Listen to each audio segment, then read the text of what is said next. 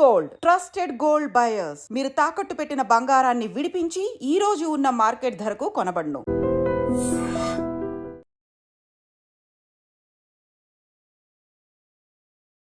Madam నమస్తే అండి. Madam జనరల్గా నరదిష్టి అని నరదృష్టి అని చాలా మంది రకరకాల తాయెత్తులు చేతి కట్టుకోవడాలు ఇలాంటివి చేస్తున్నారు. ఒకప్పుడు ఎప్పుడో మన అమ్మమ్మలు నాయనమ్మలు అలాంటివి ఇలా దిష్టి తీయడం చిన్నపిల్లలకి లేదా మనం బయట నుంచి ఏదైనా సాధించి వచ్చినప్పుడు అట్లా దిష్టి తీయడం చూసేవాళ్ళం. కానీ ఇది ఇప్పుడు ట్రెండ్ అయిపోయింది. రకరకాల అలాంటివి ఇలాంటివి వేస్తూ ఉన్నారు. అంటే దీన్ని చూస్తే ఏమనిపిస్తుంది అంటే ఆధునికంగా మనము అభివృద్ధి చెందుతున్నాం అనిపిస్తుందా, లేకపోతే వెనకబడిపోతున్నాం అనిపిస్తుందా? మూఢనమ్మకము, నమ్మకము ఇవి రెండు ఉంటాయి. నమ్మకం ఏంటి అనంటే అది వాస్తవం, జరిగినది వాస్తవం అని తెలిసినప్పుడు అది నమ్మకంగా మారుతుంది. మూఢనమ్మకం ఏంటి అనంటే అది అవాస్తవమైనటువంటి దాన్ని కూడా మనం నిజం అనుకొని భ్రమలో దాన్ని నమ్మి దాన్ని గుడ్డిగా అనుకరించడాన్ని మూఢనమ్మకం అంటారనమాట. ఇక్కడ మీరన్నట్టు దిష్టి ఉందా, నరదిష్టి ఉందా, నరుడి దృష్టికి నల్ల రాయి అయినా సరే నుగ్గవుతుంది అనేటటువంటి సామెత అక్షర సత్యం. అది అక్షరాల సత్యం. ఎందుకంటే మనం చాలా సందర్భాల్లో చూస్తాం. మనం చిన్న పిల్లలకి ఏదైనా పుట్టినరోజు ఫంక్షన్ చేసి చక్కగా బట్టలు వేసామనుకోండి, ఆ రోజు చూడండి చాలాసార్లు మన ఇంట్లో ఏదైనా ఫంక్షన్ జరిగినప్పుడే పిల్లలు ఎందుకు ఏడుస్తారు, ఎందుకు సఫకేషన్ ఫీల్ అవుతారు అని అంటే చాలామంది దృష్టి ఆ పిల్లల మీద పడుతుంది. అయ్యో భలే ఉన్నాడే, చాలా బాగుంది, పాప బాగుంది, గౌను బాగుంది, అమ్మో ఎన్ని నగలేశారు, అబ్బా ఎంత బాగుందో, భలే నవ్వుతుంది అని ప్రతి ఒక్కళ్ళు ఎత్తుకుంటూ ఉంటారు. ఎత్తుకున్నప్పుడు ఏమవుతుందంటే ప్రతి ఒక్క మనిషికి ఒక ఆరా ఉంటుంది. ఆ ఆరా ఏ స్థితిలో ఉంటుందో, పాజిటివ్ ఆరా ఉంది అని అంటే కొంతమంది చూడండి ఒక్కొక్కసారి పిల్లలు మనం ఎత్తుకున్నప్పుడు నవ్వుతారు, అదే పిల్లలు ఒక్కొక్కసారి మనం ఎత్తుకున్నప్పుడు ఏడుస్తారు. మనకు అర్థం కాదు మనల్ని చూడంగానే ఎందుకు ఏడుస్తున్నారు, మనల్ని చూసి కాదు, మన ఆరాలో ఉన్నటువంటి ఎనర్జీ, ఆ ఎనర్జీ ఆ పిల్లలు తట్టుకోలేక అది ఏడవడం అనేది జరుగుతుంది అన్నమాట. అరే నన్ను చూస్తే రోజు నవ్వుతారు, నన్ను చూస్తే రోజు ఈ పాప నా దగ్గరికి వస్తుంది, ఈ బాబు నా దగ్గరికి వస్తాడు, ఇవాళ ఎందుకు ఏడుస్తున్నాడు అని అంటే నీ ఆరా ఎలా ఉంది, నెగిటివ్ ఎనర్జీ తోటి కూడుకొని ఉంది. దాన్ని బట్టే ఆ ఎనర్జీని ఆ బిడ్డ భరించలే, ఆ బిడ్డ ఆరా తట్టుకోలేక ఏడవడం, అంటే నాకు అక్కర్లేదు అనేది తన భాషతో తను చెప్తుంది చిరాకుతో. అలాగే మనం కూడా చాలా బాగా చక్కగా రెడీ అయ్యి బయటికి వెళ్తాము, ఫంక్షన్కో దేనికి వెళ్తాము, ఇంటికి రాగానే ఒళ్ళంతా బరువు అనిపిస్తుంది, మనసంతా చికాకు అనిపిస్తుంది, లేదా తలనొప్పి అనిపిస్తుంది, లేదు అని అంటే అరిచేస్తూ ఉంటాం ఒకళ్ళ మీద ఒకళ్ళకి.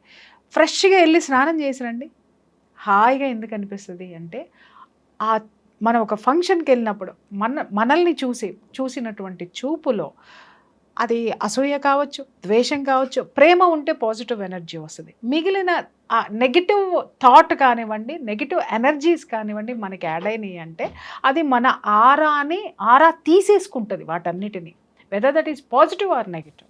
తీసుకున్నప్పుడు స్నానం చేయడం వల్ల వచ్చేటటువంటిది ఏంటి అంటే స్నానం చెయ్యగానే ఫ్రెష్గా ఎందుకుంటామంటే ఆరా మొత్తం క్లీన్ అయిపోతుంది, వాటర్ క్లీన్ చేస్తుంది, పంచభూతాలు క్లీన్ చేస్తాయి అన్నమాట, ఆరా క్లీన్ చేస్తుంది. అలాగే కొంతమంది పిల్లలు ఏడుస్తున్నప్పుడు పెద్దవాళ్ళు గబగబా ఉప్పు తీసుకొని వచ్చి వాళ్ళకి దిష్టి తీసేసి ఆ ఉప్పు పడేస్తారు.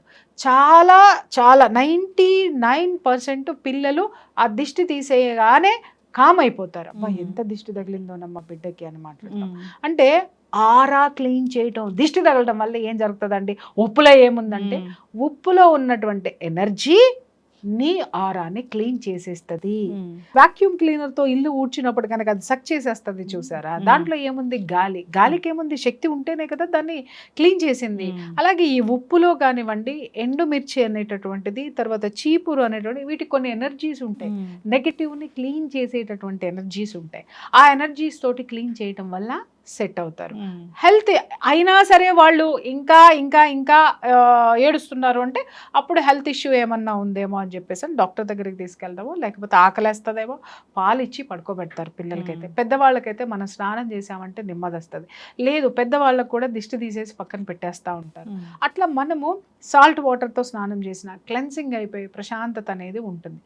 తర్వాత మనం నిద్రపోయామనుకోండి, ఆ నిద్రలో హీలింగ్ అనేటటువంటిది మనం యూనివర్స్ నుంచి తీసుకున్నటువంటి కాస్మిక్ ఎనర్జీ తోటి హీల్ అవుతాం, తర్వాత బయటపడతాం. ఇంతవరకు బాగానే ఉంటుంది చిన్న చిన్నగా ఉప్పు తిప్పేసుకోవడం ఇలాంటివి. Yes exactly. అంటే మీరు అనొచ్చు ఇప్పుడు అందరూ చాలా మంది మీరు అన్నారు ఈవిల్ ఒకటి వేసుకుంటున్నారండి మెళ్ళో వేసుకుంటున్నారండి అని అంటే నాకు ఒక్కొక్కసారి అనిపిస్తుంది ఇవన్నీ చూస్తే అక్కర్లేదమ్మా, అవసరం లేదు. ఎందుకంటే ఇవన్నీ ఎందుకు వేసుకుని తిరుగుతున్నారంటే నువ్వు వేసుకున్నావు, నాకుందేమో, నేను వేసుకుంటే బాగుంటానేమో, లేకపోతే నా దగ్గరికి వస్తుందేమో, రాకుండా ప్రొటెక్షన్, ఇలాంటివి.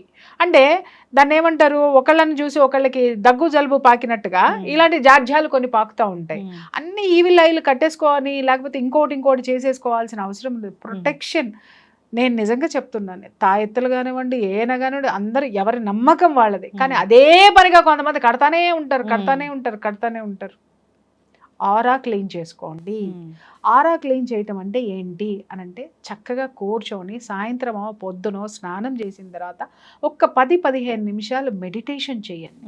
మెడిటేషన్ ఎలా చేయాలంటే పాజిటివ్ థింకింగ్ తోటి చేయండి. నాకు అంతా మంచి జరుగుతుంది, ఈరోజు నేనంతా చాలా బాగుంటాను, ఈ విశ్వం నుంచి నేను తీసుకునేటటువంటి ఆ యొక్క విశ్వశక్తి నన్ను అన్ని విధాలుగా, అన్ని చెడు దృష్టి నుంచి, చెడు మాటల నుంచి, చెడు ఆలోచనల నుంచి, చెడు కర్మల నుంచి నన్ను కాపాడుతుంది అని చెప్పేసి చక్కగా కళ్ళు మూసుకొని థ్యాంక్ఫుల్నెస్ తోటి యూనివర్స్కి ఉండి 10 నిమిషాలు 15 నిమిషాలు మెడిటేషన్ చేసుకొని హ్యాపీగా బయటికి రండి. ఎవ్రీథింగ్ ఈజ్ పాజిటివ్ మీకు దొరికేది. అంటే నీ ఆలోచనే నువ్వు ఏ ఆలోచన ఇస్తావో అదే జరుగుతుంది అక్కడ. అర్థమైందా? నువ్వు బెండకాయ కూర వండాలనుకుంటే బెండకాయలు ఉంటేనే బెండకాయ కూర అవుతుంది. అలా కాకుండా నువ్వు వంకాయలు పెట్టి బెండకాయ కూర అవ్వాలంటే అది జరగదు.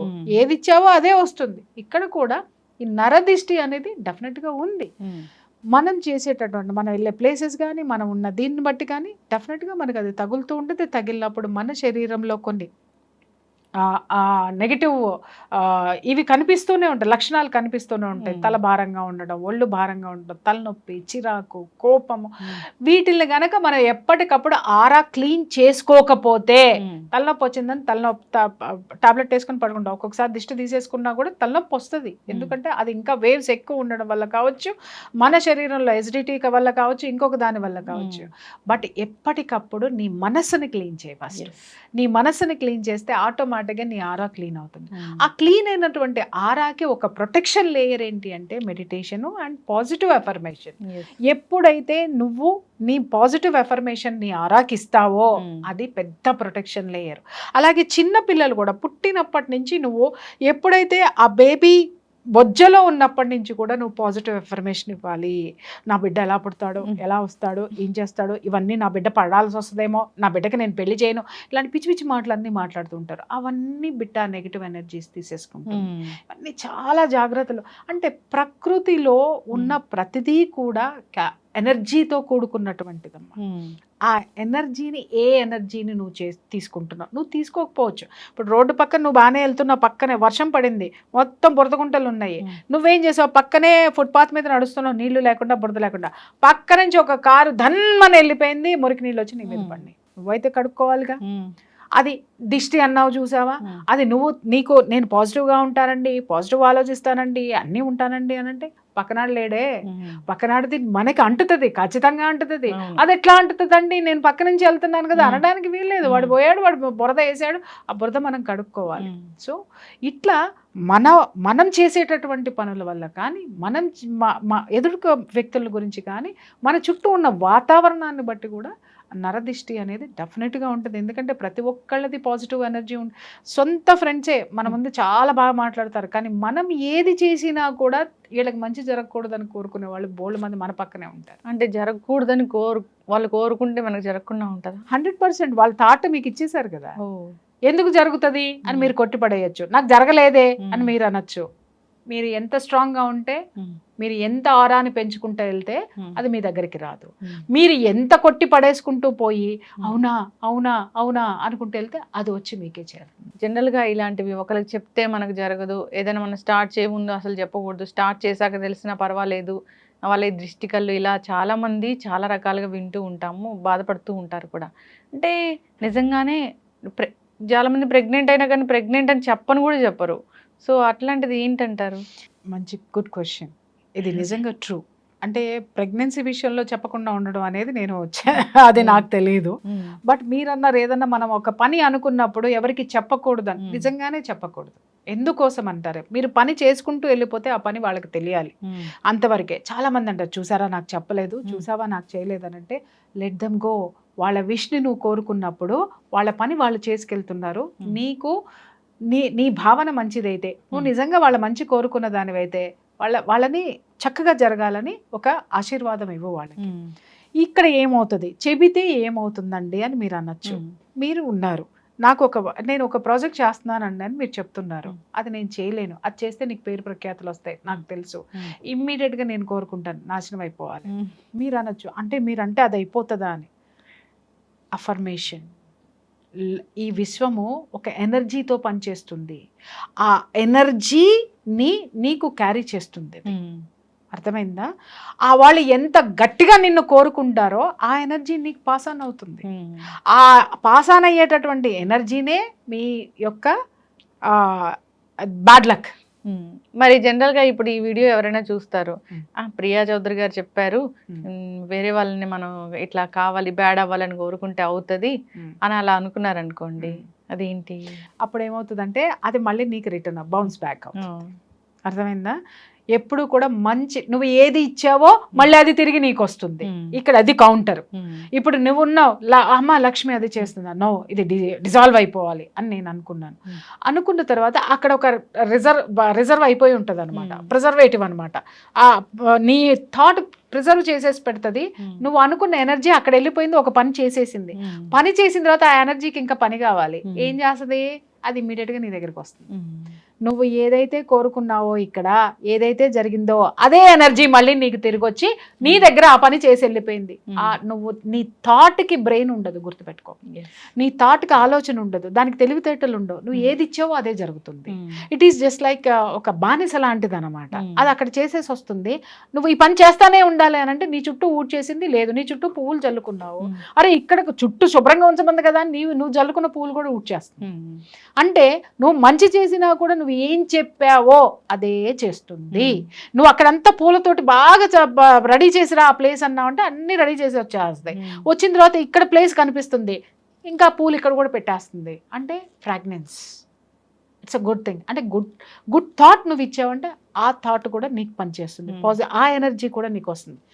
నెగటివ్ ఎనర్జీ నువ్వు ఇచ్చావా, ఆ నెగటివ్ ఎనర్జీ నీకు కర్మ, పీడ అన్ని విషయాల్లోనూ నీ చుట్టూ ఎదుటి వాళ్ళ నాశనానికంటే కూడా నీ చుట్టూ భయంకరంగా అది పేర్కొని ఉంటుంది. అది మాత్రం మర్చిపోద్దు. మంచికి మంచి, చెడుకు చెడు. 100%. ఈ మధ్య ఒక సాంగ్ కూడా విన్నాం, ఈ చోట కర్మ ఈ చోట అంటే 100% వాస్తవం. ఎక్కడ నువ్వు ఇక్కడ ఏమి ఎఫర్మేషన్ ఇచ్చావో అది నువ్వు ఇక్కడే అనుభవించి వెళ్ళిపోవాలి. ఎందుకంటే నువ్వు అది ఇచ్చావు, ఆ తర్వాత అది నీ దగ్గరికే వస్తుంది.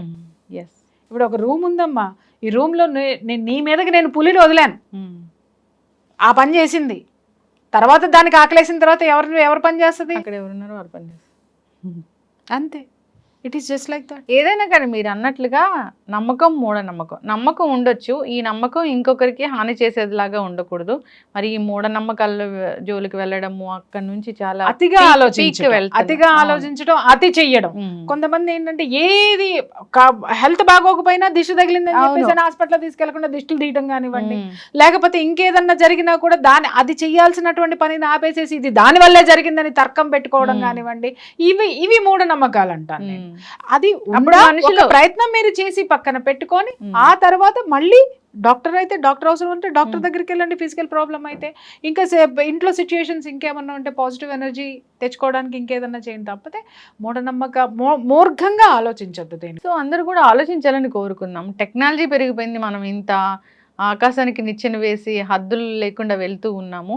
సో అయితే ఏదైనా కానీ మన పెద్దలు ఏదైనా అంతరిక్షంలోకి రాకెట్ ని పంపించేటప్పుడు కూడా అమ్మవారికి నమస్కారం చేసుకునే పంపిస్తారు, మర్చిపోవద్దు. అంటే ఈ విశ్వం యొక్క ఆశీస్సులు కావాలి, ఒక ఎనర్జీ ఉంది, పాజిటివ్ ఎనర్జీ.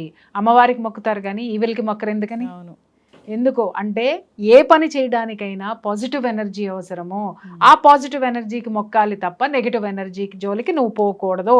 పోతే అది నువ్వు ఏ ఎఫర్మేషన్ అయితే చేసావో వాళ్ళకే కాక తిరిగి మళ్ళీ నీకు కూడా బౌన్స్ బ్యాక్ అవుతుంది అనేది మాత్రం ఎవరో మర్చిపోవద్దు. Yes. మానవత్వంతో ఉండాలని కోరుకుందాము. ఈ దృష్టి నరదృష్టి ఇలాంటివి ఏదో ఓకే మనంత వరకు చేసుకుంటే పర్వాలేదు, కానీ దాన్ని ఎదుటి వాళ్ళ మీద ఎదుటి వాళ్ళ వల్ల నాకు ఇలా అయిందని వాళ్ళని కక్ష కట్టి ఏదో కక్ష సాధింపు చర్యలు అది మూఢనమ్మకాలు అంటారు. Yes exactly. సో ఇలాంటి తాయెత్తులు మహిమలు మంత్రాలు ఇలాంటివి మన వరకు మనకు ఉంటే పర్వాలేదు, కానీ దానివల్ల వేరే వాళ్ళకి ఏదో జరగాలని మాత్రం మనం అనుకోకూడదు. ఎక్కువ వెళ్ళకూడదు, ఎక్స్ట్రీమ్ వెళ్ళకూడదు తల్లి. Yes. ఏదైనా కానీ కూడా భగవంతుడు కూడా ఏంటి అని అంటే నువ్వు విపరీతంగా పూజలు చేస్తా కూర్చుంటే నీ ఇంట్లోకి ఏం రావు. అవును. భగవంతుడికి ఇవ్వాల్సిన టైం భగవంతుడికి ఇచ్చి మిగిలిన కర్మ నీ కర్మ నువ్వు చేయి, నీ పని ఏది ఉందో అది చేయి. నువ్వు స్టూడియోకి రా, నువ్వు 4 ఇంటర్వ్యూలు చేస్తేనే నీకు జీతం వస్తుంది, నీ ఇల్లు నడుస్తుంది. అలాగే నేను వచ్చాను, నేను భగవంతుడికి చేయాల్సింది నేను చేయాలి, మళ్ళీ ఇక్కడ వచ్చి నేను కూర్చొని 4 మాటలు చెప్పి 4 కౌన్సిలింగ్లు ఇస్తేనే నాకు నా ఇంటికి ఒక గంజనీళ్ళు నాకు ఉంటాయి. అట్లాగే మన కర్మ మనం చెయ్యాలి, ఈ కర్మని నిలబడాలి. మనం దీని జీవితాంతం మనం సంతోషంగా ఉండాలి, హ్యాపీగా ఉండాలి, మనం ఆరోగ్యంతో ఉండాలి, చుట్టుపక్కల ఉన్నటువంటి వాతావరణం సఖ్యతగా ఉండాలి. వీటన్నిటికీ అవసరం ఏంటి అని అంటే నువ్వు అనే పాజిటివ్ ఎనర్జీ. ఆ పాజిటివ్ ఎనర్జీ పేరే దేవుడు అనుకో, ఆ పాజిటివ్ ఎనర్జీ పేరే మెడిటేషన్ అనుకో, ఆ పాజిటివ్ ఎనర్జీ పేరే లా ఆఫ్ అట్రాక్షన్ అనుకో, ఏదైనా అనుకో. ఎస్ ఖచ్చితంగా మ్యామ్. ఒకరికి హాని చేయకుండా మనకి మనం హ్యాపీగా ఉంటే చాలు. సో ఇంకొకరిని సంతోష పెట్టకపోయినా పర్వాలేదు, బాధ పెట్టకుండా నష్టపెట్టద్దు. ఎస్ ఖచ్చితంగా అండి. సో ధర్మంగా ఉండాలని కోరుకుందాం. చక్కటి ఇన్ఫర్మేషన్ అండి, ధన్యవాదాలు. Thank you.